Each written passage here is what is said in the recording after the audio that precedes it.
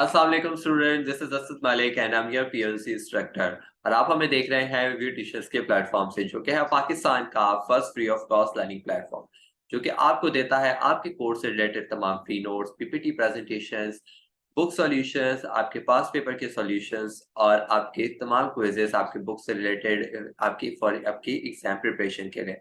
तो स्टूडेंट्स, अगर आप हमारी वेबसाइट पे आप अभी नए आए हैं तो आपने हमारी वेबसाइट पे विजिट नहीं किया तो इसे फौरन से विजिट कीजिए, डेट इज www.beauticians.com, और वहां पे फ्री में साइन अप कीजिए और तमाम नोट्स को डाउनलोड कीजिए बिल्कुल फ्री में। तो स्टूडेंट्स, आज हम जिस टॉपिक के बारे में बात करेंगे वो होगा हमारा चैप्टर 5, डेट इज पार्टनरशिप। और पार्टनरशिप में आज हम बुक क्वेश्चंस को डिस्कस करेंगे कि बुक क्वेश्चंस किस तरीके से आपके बुक में मौजूद हैं और आपने उसका किस तरीके से जवाब देना है अपने एग्जाम्स में। ठीक है, मैं थोड़ा बहुत आपको गाइड भी करता रहूंगा, आपको थोड़ा फ्लेक्सिबल भी कर दूंगा ताकि आपके लिए उसको क्वेश्चन में अपने तरीके से उसका जवाब देना आपको आ जाए।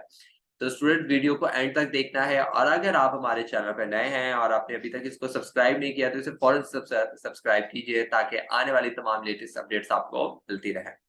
तो student, let's start the video. आपके सामने क्वेश्चन जो है मैं शो कर देता हूं ताकि आपको समझ में आ जाए कि मैं किस टाइम पे किस क्वेश्चन की बात कर रहा हूँ।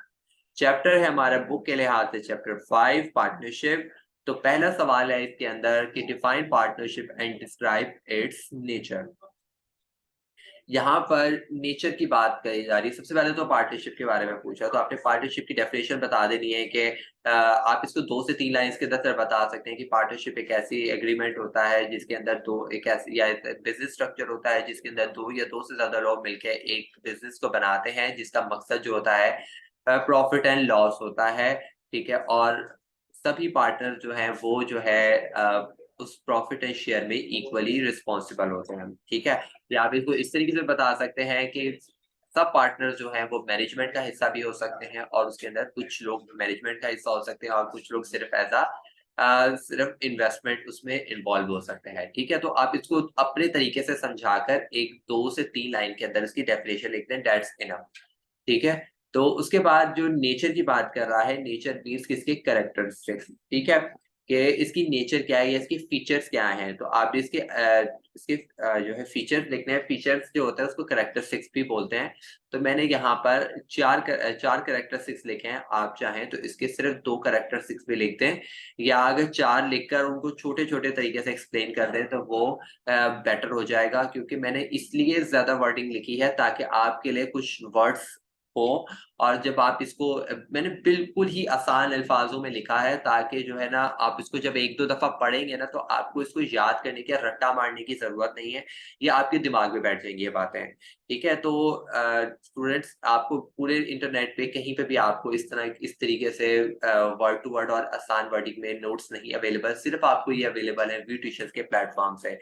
तो इसे डाउनलोड कर लीजिएगा ज़रूर इस वीडियो के बाद, ताकि आपके लिए उसकी कोशिश कीजिए इसको प्रिंट आउट करवा लें तो वो ज़्यादा ईज़ी हो जाएगा आपके लिए याद करना। एग्रीमेंट है कि एग्रीमेंट होना चाहिए 2 या 2 से ज़्यादा लोगों में उनमें, कि वो कौन-सा पार्टनर क्या कर रहा है, क्या नहीं कर रहा। वैसे तो जो एग्रीमेंट होता है वो वर्बली भी हो सकता है, और लेकिन एक सेफ साइड के लिए, अपनी बेहतरी के लिए, फ्यूचर में कुछ रिस्क से बचने के लिए, ठीक है, अपने रिलेशनशिप जो आप लोग के पार्टनर्स में उसको खराब होने से बचाने के लिए अगर आप एग्रीमेंट की तरफ चले जाते हैं, कॉन्ट्रैक्ट बना लेते हैं, तो वो आपके लिए पार्टनरशिप में बेहतर रहता है। नंबर ऑफ पार्टनर्स कितने हैं?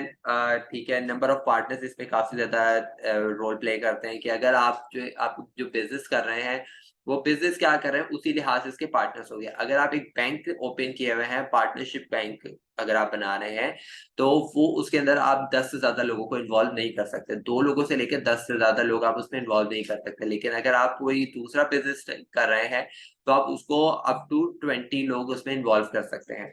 ठीक है, इससे ज़्यादा भी हो जाते हैं, लेकिन वैसे जो है आपकी बुक में यहाँ पे 20 लिखा है, लेकिन अब जो है क्योंकि चीज़ें जो है वो वक़्त के साथ-साथ चेंज होती रहती हैं, लॉज़ के अंदर भी थोड़ी बहुत चेंजेज़ आती रहती हैं। तो नेचर ऑफ बिज़नेस पे डिपेंड करता है at the end of the day. लेकिन यही होता है कि अगर आपने ज़्यादा लोग जब बढ़ा देते हैं, तो फिर आप पार्टनरशिप से हट के फिर आप जॉइंट स्टॉक कंपनी की तरफ चले जाते हैं। अगर आपने लोगों को ज़्यादा ही बढ़ाना है, अगर आपने 50-60 लोगों या 100 लोगों को ऐड ही करना है, तो फिर आप मतलब कि आप पार्टनरशिप से हट रहे हैं। फिर आप जो है कंपनी की तरफ जा रहे हैं, और फिर जब कंपनी बनाते हैं तो वो इसके आप एक बड़े स्केल पे काम करना चाह रहे हैं, तो उसके बिल्कुल एक अलग प्रोसीजर होता है, एक अलग ही काम का एक मतलब एक दूसरे रूट की तरफ जा रहे हैं। क्योंकि जितने कम पार्टनर्स होंगे, जितने इतने पार्टनर्स होने चाहिए कि आप एटलीस्ट उनको मैनेज भी कर सकें। ये ना हो कि आपने पूरा एक मछली बाजार बना दिया है सिर्फ इसी चक्कर में कि हमारे पास जो है कैपिटल ज्यादा हो जाए, और उसके चक्कर में यही होगा कि आप लोग के डिसएग्रीमेंट्स काफी ज्यादा होंगे और वो पार्टनरशिप जो है ज्यादा देर तक सस्टेन नहीं कर पाएगी। प्रॉफिट शेयरिंग कितनी होनी चाहिए, कितने पार्टनर को कितनी कितनी आउटकम मिलेगा, उसके लिहाज से, कैपिटल के लिहाज से, या अगर सब इक्वली शेयर किए हुए हैं तो अगर उनको फिर इक्वल शेयर पे प्रॉफिट मिलेगा, तो ये सारी चीजें उसमें पता होती हैं। कॉमन मैनेजमेंट की अगर एक बंदा जो एक ऐसे तो सात पार्टनर्स का काम होता है कि सिर्फ पैसे के साथ साथ वो मैनेजमेंट उस बिजनेस को भी चलाए, रन करने में हेल्प करें। लेकिन अगर वो कोई कंडीशनल पार्टनरशिप है, उसके अंदर कुछ स्लीपिंग पार्टनर्स है, तो फिर क्या होगा कि सारी मैनेजमेंट सिर्फ एक्टिव पार्टनर्स की तरफ चली जाएगी। जो एक्टिव पार्टनर्स होंगे वही रिस्पॉन्सिबल होंगे, वही सबको जो है वो अकाउंटेबल होंगे हर चीज का। अगर कोई लॉस होता है या कुछ भी होता है तो वो जो है बेयर वो नहीं करेंगे, लेकिन वो उसके रिस्पॉन्सिबल होंगे, आगे जवाबदेह होंगे, और सबको बताना पड़ेगा कि ये इस तरीके से ये हुआ। नंबर 2 है हमारे पास state the various types of partners. Partners हमारे पास जो होते हैं वो एक्टिव पार्टनर, जो कि दोनों चीजों में मतलब कि एक नॉर्मली वो मैनेजमेंट में भी होते हैं, और एज अ कैपिटल भी, एज अ इन्वेस्टर भी, दोनों चीजों में वो इन्वॉल्व होते हैं। ठीक है, तो उनको हम एक्टिव पार्टनर कहते हैं। स्लीपिंग पार्टनर्स जो है वो सिर्फ इन्वेस्टमेंट करते हैं और उनका उसमें कोई अमल दखल नहीं होता मैनेजमेंट में, मैनेजमेंट दूसरे पार्टनर संभालते हैं। नॉमिनल वो होते हैं जिनकी हम सिर्फ गुडविल को इस्तेमाल करते हैं। ठीक है, ठीक है, तो ये जो पार्टनर्स होते हैं, ये मतलब कि समझे कि इनका बहुत नाम होता है मार्केट में, तो हम कोशिश करते हैं कि अगर हम इनका नाम इस्तेमाल कर लेते हैं या इनके शैडो में रह के काम करते हैं, तो हमारे कंपनी को फायदा हो जाएगा। ठीक है, सीक्रेट पार्टनर्स वो होते हैं जो कि हम लोगों से छुपाते हैं। किसी वो बंदा जो है ना अपनी आइडेंटिटी किसी को बताना नहीं चाह रहा होता कि मैं जो है इस कंपनी का पार्ट हूँ, तो वो सीक्रेट पार्टनर होते हैं।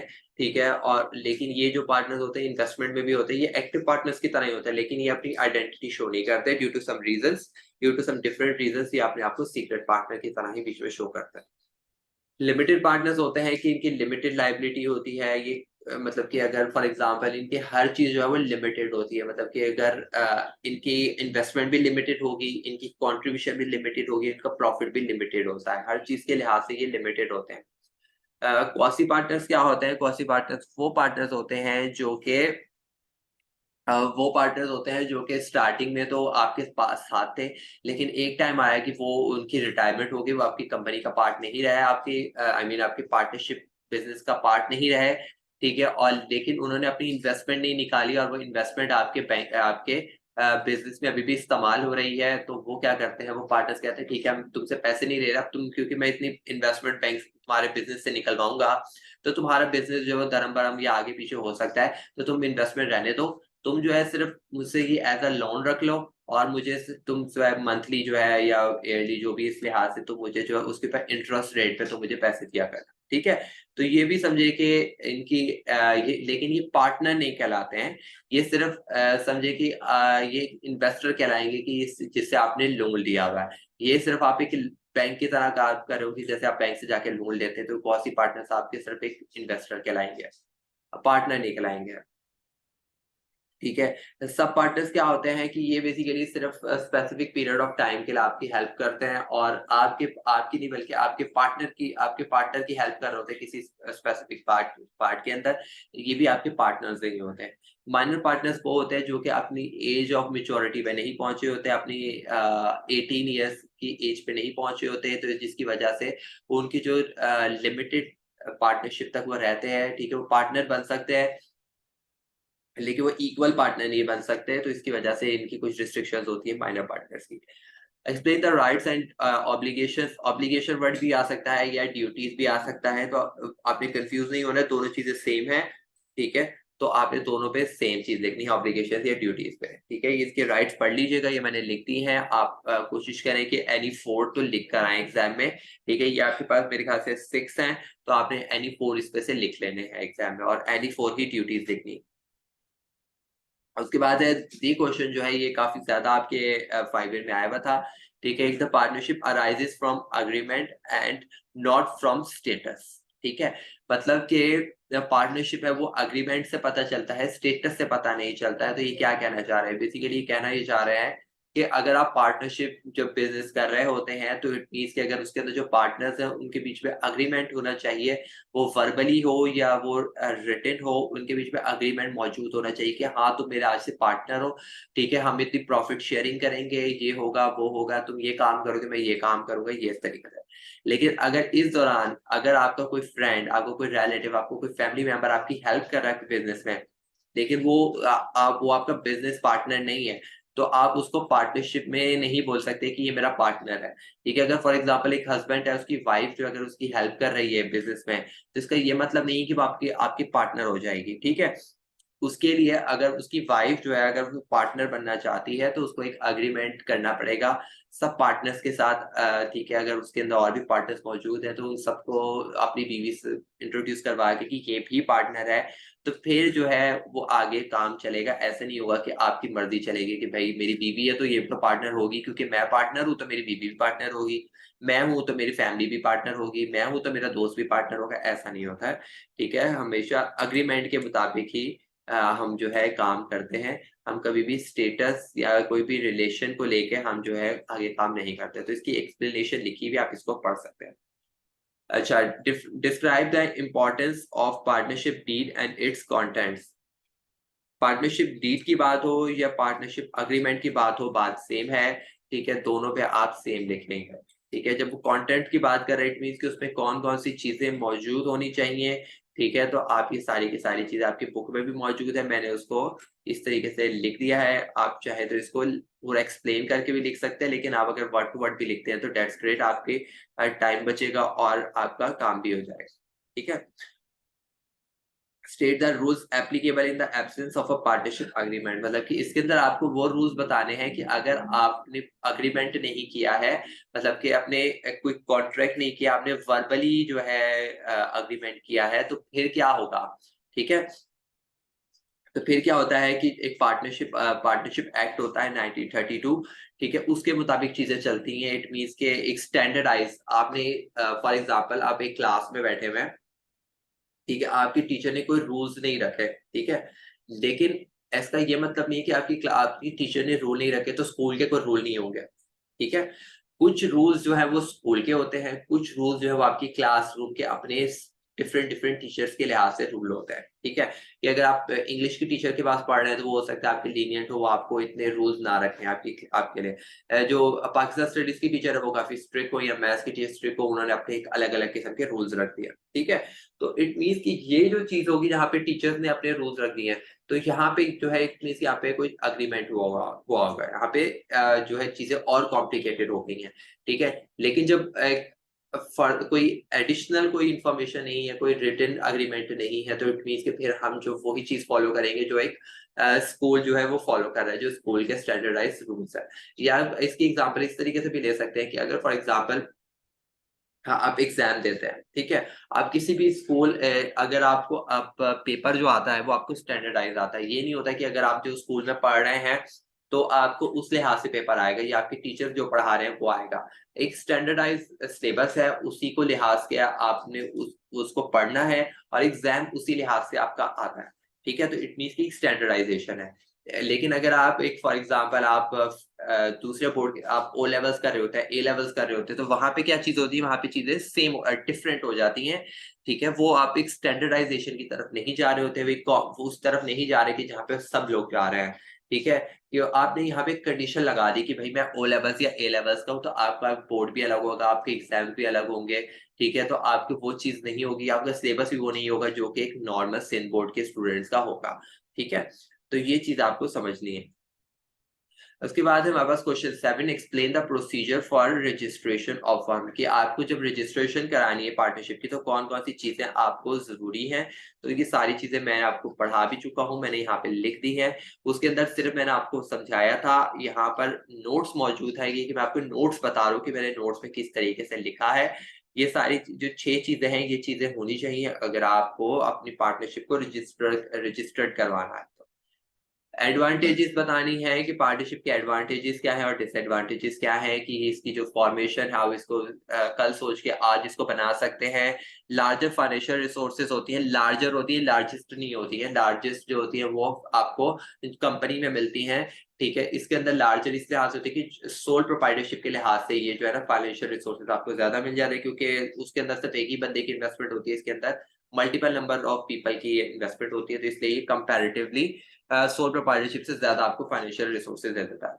कंबाइंड स्किल्स इसके अंदर जाहिर सी बात है, जब आप लोग सारे लोग मिलके फैसला कर रहे हैं, तो एक बंदा जो फैसला कर रहा होगा, जो दो लोग फैसला कर रहे होंगे, तो वो एक बेहतर हो जाता है, ठीक है। More interest in the business की जब सारे पार्टनर्स एज अ ऑनर काम कर रहे होते हैं, तो उनका इंटरेस्ट भी होता है कि उनको पता होता है कि अगर हम काम करेंगे तो ये हमारा ही फायदा है, ठीक है। तो अगर हम काम नहीं करते तो हमारे एम्प्लॉयज भी काम नहीं करेंगे, ठीक है। तो इसके अंदर थोड़ा अब एक बंदा है, उसने उसको जाहिर सी बात है कि वो दूसरों पे टोटली डिपेंडेंट होता है, लेकिन यहाँ पे ये होगा कि मोर इंटरेस्ट के अंदर ये होगा कि जब ज्यादा लोग होंगे तो वो ज्यादा जो है नजर रखी जाएगी बिजनेस पे, ज्यादा उसकी रिलायबिलिटी होगी, ज्यादा उसका चेक एंड बैलेंस अच्छे तरीके से रहेगा।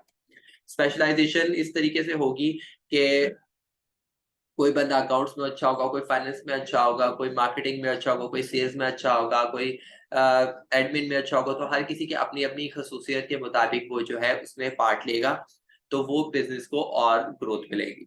बेटर पीपल रिलेशनशिप, जब डिफरेंट डिफरेंट लोग मिलके, जब ऑनर्स ही मिलके जब काम को कर रहे होंगे, तो क्या होगा कि आपकी पब्लिक रिलेशनशिप, आप लोगों से मिलेंगे, आपका कनेक्शन लोगों से बनेगा। आप जब डायरेक्ट कस्टमर से भी मिल रहे हैं, तो उनसे आपका कांटेक्ट हो रहा है, तो इससे आपकी काफी ज्यादा पीआर जो है वो बेहतर होती है। डिसएडवांटेजेस क्या होता है कि इसके अंदर भी अनलिमिटेड लाइबिलिटी होती है, कि अगर कल को नुकसान होता है तो आप सब पार्टनर्स को मिलकर अपनी पर्सनल एसेट्स तक बेचने पड़ जाते हैं अपनी कंपनी के लॉस को बेयर करने के लिए। ग्रेट रिस्क होता है, रिस्क इस लिहाज से होता है कि अगर फॉर एग्जाम्पल